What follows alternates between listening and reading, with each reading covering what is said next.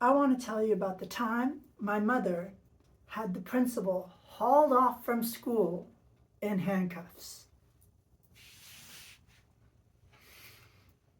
So I grew up in the 80s, and I this was in first grade, but I was in first grade twice. They held me back. Mostly because of speech delay issues and development issues. So they figured I would do better if they held me back 1 year. So my very first year in first grade,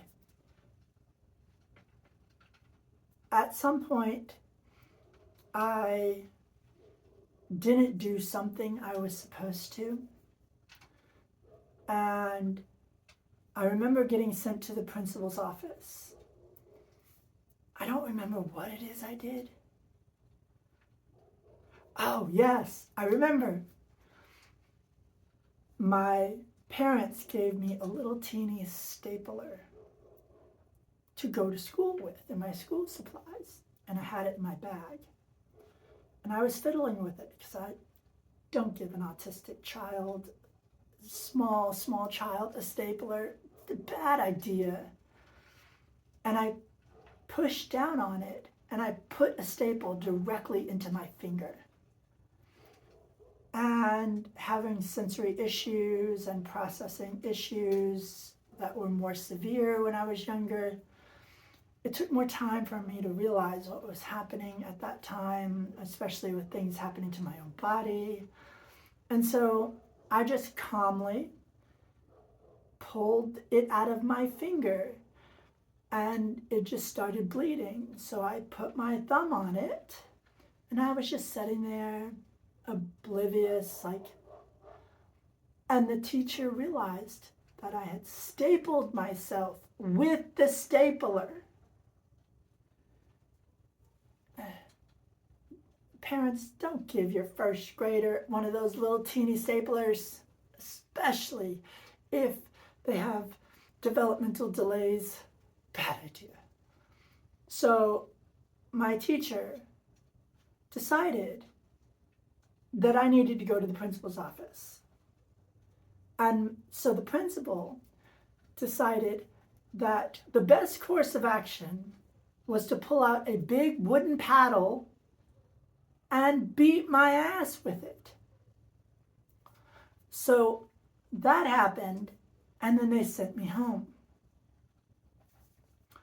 My mother realized that I had bruises all over my backside because he hit me so hard and so much. Because he was hitting me until I was screaming, but since I have sensory processing issues that were more severe as a child, and it took me longer to realize what was happening to my body and any pain receptors and stuff, took me longer to process that stuff. So by the time I guess, screamed or yelled as much as he wanted it to be, he had already hit me way harder than he would have hit any other kid. And so my mother went down to the school the very next day and brought me down with her and confronted the principal. And the principal confessed that he beat me with the paddle. My mother, knowing a lot about law, called the police, managed to cite whatever law it was, even though it's legal in Texas for a teacher or principal to spank a kid to this day. Nowadays, it's with the parent's permission, but in those days, they could just do it, and it was legal. But somehow she convinced them. And the police handcuffed the principal, put him into the cop car, and took him away. And my mother left me in school that day. And I remember it was the end of school, and we were waiting to go home. and I was waiting for my mom or dad to come pick me up. And here comes the principal getting out of a taxi. It took him all day to get processed and bail out. So he missed the whole school day. And then after that, anytime my teachers would send me to the principal's office, he wouldn't do anything.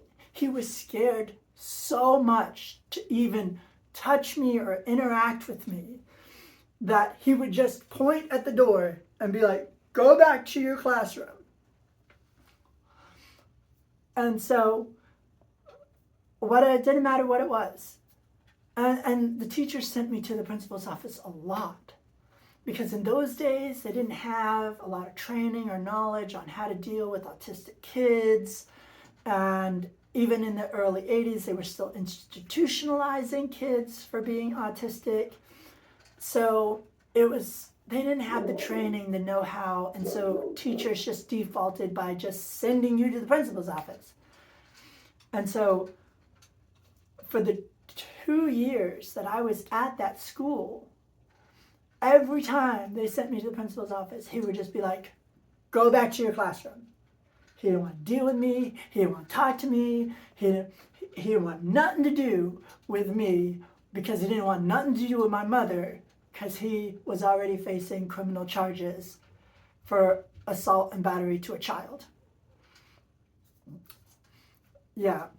So that's how my mother sent the principal to prison. Well, I don't know if he actually went to prison, but he spent all day in jail. So that's got to be good enough.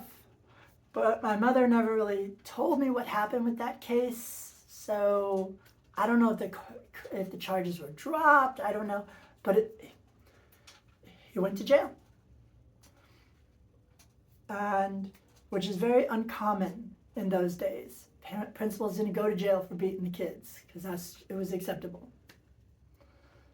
All right. So that's how it happened. Until next time.